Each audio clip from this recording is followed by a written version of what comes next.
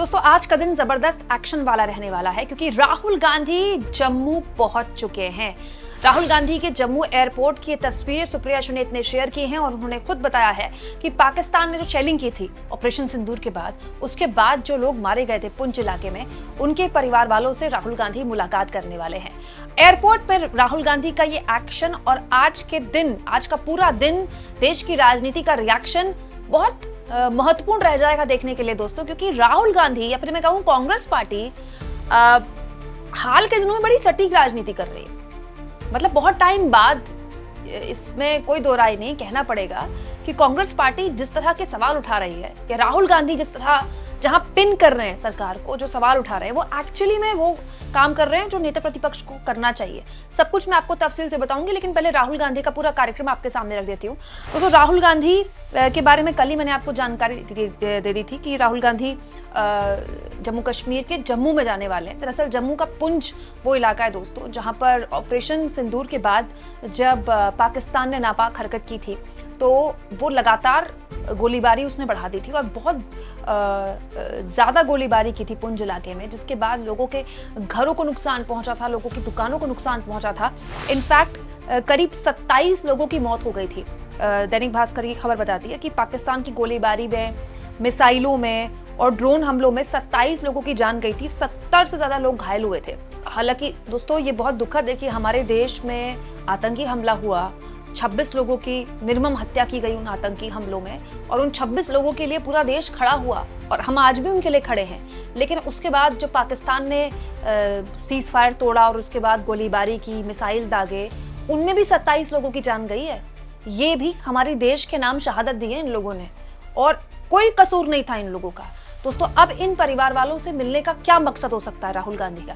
दोस्तों ये सवाल पिछले कई दिनों से पवन खेड़ा और कांग्रेस पार्टी के दूसरे प्रवक्ता उठा रहे हैं कि जब प्रधानमंत्री नरेंद्र मोदी के मंत्री एस जयशंकर ये कह ही रहे हैं at the start of operation की शुरुआत में ही हमने पाकिस्तान को बता दिया था कि हम आपके आतंकी ठिकानों पर हमला करने वाले हैं, तो फिर पुंछ के लोगों को भी बता देते। पवन खेड़ा ने अपने प्रेस कॉन्फ्रेंस में ये बात बोली थी। पुंछ के लोग भी अपना घर, अपना दुकान जो भी समेट सकते थे समेट कर ऐसी जगह चले जाते जहां पर वो सुरक्षित होते, क्योंकि ये जो पुंछ में गोलीबारी हुई है दोस्तों, इसमें ज्यादातर जो लोग हैं वो महिलाएं और बच्चे थे। बहुत ही छोटी छोटी उम्र के बच्चे, उनकी जान चली गई। तो कांग्रेस पार्टी लगातार पुंछ के मामले में भी मुखर है। क्यों? क्योंकि इस तरह की मसलों में ये जो डैमेज हुआ है इसके बारे में मीडिया में बात नहीं करती। दोस्तों मीडिया तो ऐसी बेशर्मी पर आ गया है कि केवल और केवल ऑपरेशन सिंदूर पर का जिक्र हो रहा है। पहलगाम आतंकी हमले का मीडिया में जिक्र ही नहीं हो रहा है। कितनी शर्मनाक है ये स्थिति कि हमारे देश के 26 लोग पहलगाम आतंकी हमले में मारे गए, बुरी तरह से कत्ल किए गए, लेकिन हमारा देश सेलिब्रेट कर रहा है ऑपरेशन सिंदूर, जबकि अभी तक देश को इस सवाल का जवाब नहीं मिला है कि जिन लोगों ने इस आतंकी हमला को अंजाम दिया वो कहां हैं। लेकिन राहुल गांधी लगातार बड़े करीने से उन्हीं सवालों पर लगातार बने हुए हैं। वो सरकार से सवाल भी पूछ रहे हैं, लेकिन जमीन पर उतरकर लोगों के बीच जाकर उनके जख्मों पर मलहम भी लगा रहे हैं। और ये शुरुआत उन्होंने पहलगाम आतंकी हमले के बाद ही कर दी थी, तो कोई उनसे ही नहीं कह सकता कि वो पॉलिटिक्स करने जा रहे हैं। देखिए दोस्तों, पहलगाम आतंकी हमले के तुरंत बाद राहुल गांधी वो पहले विपक्ष के नेता थे जो न केवल कश्मीर गए, उन्होंने वहां पर पीड़ित परिवार जो उस आतंकी हमले में घायल हुए थे उनसे मुलाकात की, वहाँ के व्यापारियों से मुलाकात की, वहाँ के एलजी से मुलाकात की, क्योंकि उन्हीं के अंदर पूरा प्रशासन आता है जम्मू कश्मीर का, वहाँ की मुख्यमंत्री से मुलाकात की, और अब वो सीधे जम्मू जा रहे हैं। जम्मू एयरपोर्ट की तस्वीरें हैं ये, और जम्मू में वो पुंछ इलाके में उन लोगों से मुलाकात करेंगे जिनके अपने इस गोलीबारी में या तो घायल हुए या उन्होंने अपनों को खो दिया, और इसके अलावा कईयों की प्रॉपर्टी का भी बहुत ज्यादा नुकसान हुआ है। इसके जरिए राहुल गांधी उस मुद्दे को भी रेखांकित करने की कोशिश कर रहे हैं जिस पर सरकार बात करने को राजी नहीं है। अब राहुल गांधी के बारे में बीजेपी वाले कुछ भी बोले, मीडिया कुछ भी बोले, राहुल गांधी का ये विजिट दिखाना पड़ेगा ना, आपको बताना पड़ेगा देश को कि वो भूले ना कि 27 और लोग भी इस गोलीबारी में उनकी जान गई है। तो यहाँ विपक्ष के नेता का जो उद्देश्य है वो पूरा हो जाता है। दोस्तों राहुल गांधी न केवल यहाँ पर लोगों के टूटे घरों तक गए, लोगों के घरों का जायजा लिया, बल्कि स्कूल जाकर बच्चों को भी सांत्वना दी, हिम्मत दी और कहा कि फिक्र मत कीजिए, सब ठीक हो जाएगा। और दोस्तों ये केवल राहुल गांधी नहीं कर रहे हैं, विपक्ष के कई और नेता भी कर रहे हैं। जैसे दोस्तों तृणमूल कांग्रेस की सांसद हैं सागरिका घोष, डेरेक ओब्रायन, सब तृणमूल कांग्रेस के सांसद हैं। तो तृणमूल कांग्रेस के जो 5 सदस्यों का दल है, जिसमें डेरेक ओब्रायन है, सागरिका घोष हैं, इसके अलावा दोस्तों मोहम्मद नदीमुल हक हैं और पश्चिम बंगाल की मंत्री हैं मानस भूया, इसके अलावा पूर्व सांसद हैं ममता ठाकुर। 3 दिन से पुंछ और राजौरी इलाके में ही हैं, 3 दिन से हैं ये लोग वहां पर, लगातार लोगों से बात कर रहे हैं। राजौरी और पुंछ जो है वो बहुत ही सटा हुआ इलाका है सीमा से, और जब भी गोलीबारी होती है, सीज फायर का उल्लंघन होता है, हमारे इन इलाकों में बहुत नुकसान होता है। तो ये जो विपक्ष के नेता हैं, तृणमूल कांग्रेस के नेता, ये लगातार वहीं हैं। तो आप ये कह सकते हैं कि राहुल गांधी जो अब तक इस लड़ाई में अकेले दिख रहे थे, उनको अब विपक्ष की दूसरी पार्टियों का भी साथ मिल रहा है। यहाँ मैं आपको एक और बात बताऊं दोस्तों, ममता बनर्जी भी सामने आ गई। ममता बनर्जी ने इस पूरे ऑपरेशन सिंदूर के बाद से अब तक सरकार को सपोर्ट किया हुआ था, अभी भी वो कर रही हैं। उन्होंने अपने भतीजे को, अभिषेक बनर्जी को, विदेश के जो डेलीगेशन तैयार किया गया उसमें भेजा है और वो प्रमुखता से अपनी बात रख भी रहे हैं विदेश में। लेकिन ममता बनर्जी ने परसों एक बड़ा इंटरेस्टिंग ट्वीट किया, जिसमें ममता बनर्जी ऑपरेशन सिंदूर में सरकार के साथ खड़े होने की तो बात करती हैं, लेकिन अब सरकार से ये भी कहती हैं कि आप अब एक काम कीजिए, आप संसद का विशेष सत्र बुला ही लीजिए। और लास्ट में देखिए, लास्ट में उन्होंने लाइन में ये लिखा है कि कोई और ना बताए, मतलब अमेरिका का बिना नाम लिए उन्होंने एक तरह से हमला बोला कि हमें किसी और से ना पता चले कि हमारे देश की क्या स्थितियां हैं। विपक्ष की यही शिकायत है ना कि हमें किसी और से, तीसरे देश के राष्ट्रपति से क्यों पता चल रहा है कि हमने सीज फायर कर दिया। तो यहाँ बिना नाम लिए बड़े करीने से ममता बनर्जी ने भी वहीं चोट करने की कोशिश की है सरकार से, जो इस सरकार की सबसे बड़ी दुखती रग है। यानी आप कह सकते हैं कि राहुल गांधी ने जिस वक्त ये सवाल उठाने शुरू किए थे, उस वक्त बहुत जोखिम भरा काम लिया था राहुल गांधी ने, कांग्रेस पार्टी ने, लेकिन वो अपने सवालों पर स्टिक रहे, जिसके बाद आज देखिए दूसरे विपक्षी दल भी काम कर रहे हैं। तो अब राहुल गांधी पर बीजेपी वैसे ही अटैक कर रही है जैसे करती है। कभी संबित पात्रा प्रेस कॉन्फ्रेंस करते हैं, कभी कल एक और प्रेस कॉन्फ्रेंस हुई थी बीजेपी की।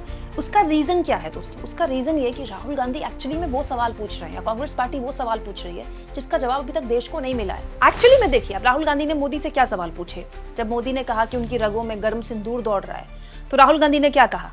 आतंकवाद पर आपने पाकिस्तान की बात पर क्यों भरोसा किया? ट्रंप के सामने झुककर आपने भारत के हितों की कुर्बानी क्यों की? आपका खून सिर्फ कैमरों के आगे ही क्यों खौलता है? अब देखिए दोस्तों, सच तो यही है ना कि ट्रंप हर दिन भारत को लेकर अजीबोगरीब बयान दे रहे हैं। कभी वो व्यापार की धमकी देकर सीज फायर खत्म करने की बात कर रहे हैं, और सीज फायर को लेकर तो अभी भी बोल रहे हैं। वो रेड कम से कम 7 से 8 बार बोल चुके हैं ट्रंप की सीज फायर उन्होंने करवाया है, भारत सरकार के जवाब देने के बाद भी। अब तो ट्रंप ने एप्पल को भी धमका दिया कि एप्पल अगर भारत में आईफोन बनाता है और यूएस में बेचता है तो 25% टैरिफ लगाया जाएगा उस पर। मतलब ट्रंप हर दिन कुछ ऐसा कर रहे हैं जो कि भारत के हितों के टकराव के तौर पर देखा जा रहा है। तो भाई अब तो अंधभक्त भी पूछ रहे हैं ना कि ये कैसे विश्वगुरु हैं? ये खून जो खौल रहा है, रगों में जो सिंदूर, गर्म सिंदूर बनकर दौड़ रहा है, ये खाली कैमरों के आगे ही होता है या भाषण में ही होता है क्या? भाई किसी की रगों में अगर गर्म सिंदूर दौड़ रहा है दोस्तों, तो फोन उठाकर अपने दोस्त को बोलेंगे ना सबसे पहले कि आप किस तरह की बात कर रहे हैं हमारे देश के लिए। मैं नहीं कह रही हूँ कि ट्रंप से आप लड़ लीजिए, क्योंकि हमने उनके साथ काम करना है, लेकिन ये दोस्ती थी भाई, और इस दोस्ती के बारे में तो मोदी जी ही बताते थे। भाई आप तो उस दोस्ती का लाज रख रहे हैं, लिहाज रख रहे हैं, लेकिन वो तो नहीं रख रहे हैं। तो आपको अपने दोस्त से एक बार फोन करके बोलना तो चाहिए कि आप जिस तरह की बातें भारत के लिए कर रहे हैं, ये भारत के हितों का टकराव है। वही दूसरी ओर दोस्तों, राहुल गांधी जयशंकर को भी लगातार आड़े हाथों ले रहे हैं। एस जयशंकर विदेश मंत्री के तौर पर कितने काबिल हैं हमको पता चल गया इस बार। तो राहुल गांधी उनसे वही सवाल पूछ रहे हैं। जे राहुल गांधी ने जे शब्द इस्तेमाल किया जयशंकर के लिए। कहने वाले ये कह रहे हैं कि ये जयचंद जयशंकर है, जयचंद जयशंकर। जयशंकर को जयचंद बोल रहे हैं और कह रहे हैं Why has India been hyphenated with Pakistan? Pakistan के साथ भारत को क्यों जोड़ दिया गया?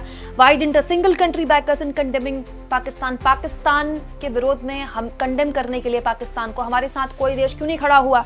तीसरा, Who asked Trump to mediate between India and Pakistan? Bharat और पाकिस्तान के बीच मध्यस्थता करने के लिए ट्रंप को किसने बोला? ये वो सवाल नहीं है जो राहुल गांधी राजनीति के लिए कर रहे हैं, वो तो करेंगे ही राजनीति, वो राजनीतिज्ञ हैं। ये वो सवाल है जिसका जवाब अब तक देश को नहीं मिला। आप मुझे बताइए, किसी मोदी के कट्टर समर्थक को पूछ लीजिएगा कि ये बता दो सीज फायर क्यों हुआ है, वो कोई जवाब नहीं दे पाएंगे। सूत्रों के हवाले से मीडिया की चर्चा, मीडिया की खबरों पर उनका अपना अनुमान चल रहा होगा, लेकिन आज तक इस देश को इस बात का जवाब नहीं मिला है कि अचानक सीज फायर क्यों हुआ। डीजीएमओ का फोन आया, आप सीज फायर के लिए मान गए, तो डीजीएमओ को इतना बड़ा अधिकारी होता है क्या? डीजीएमओ को पाकिस्तान का सेना अध्यक्ष है क्या? क्या डीजीएमओ ने कराया था कि पहलगाम में आतंकी हमला? डीजीएमओ तो मात्र एक अधिकारी होता है। डीजीएमओ के फोन पर आपको पाकिस्तान पर इतना भरोसा हो गया? दोस्तों, जिस दिन से सीज फायर हुआ मैं उस दिन से ये बात बोल रही हूँ, ज्यादा नहीं तो कुछ लिखित ले लेना चाहिए था भारत को। कोई ऐसा, हम अपनी जनता के लिए तो कम से कम ये कह पाते कि देखो हमने इन बातों पर पाकिस्तान को राजी कर लिया, क्योंकि हम अपर हैंड में थे ना भाई। हमने उनके 11 एयरबेस तबाह कर दिए, 9 आतंकी ठिकाने तबाह कर दिए। 20% पाकिस्तान का जो पूरा जो वायुसेना है उसकी, मतलब वायुसेना के जितनी भी जैसे एयर स्पेस भी आती है, जितनी भी ठिकाने आते हैं, 20% तबाह हो चुकी है। ये कोई छोटी बात नहीं है। लेकिन सेना ने तो अपना काम शानदार तरीके से किया, सरकार चूक ही किया, और उसी चूक को बार बार राहुल गांधी दिखा रहे हैं। कभी पुंछ जाकर दिखा रहे हैं, कभी वो कश्मीर जाकर दिखा रहे हैं, कभी जयशंकर से सवाल पूछ रहे हैं, कभी मोदी से सवाल पूछ रहे हैं। आपको क्या लगता है दोस्तों? कमेंट बॉक्स में जरूर लिखें, और जितना हो सके चैनल को शेयर करें, सब्सक्राइब और थैंक्स फॉर ज्वाइन। दोस्तों, ये 2 ऑप्शन है, प्लीज आर्थिक तौर पर चैनल के हाथ जरूर मजबूत करें।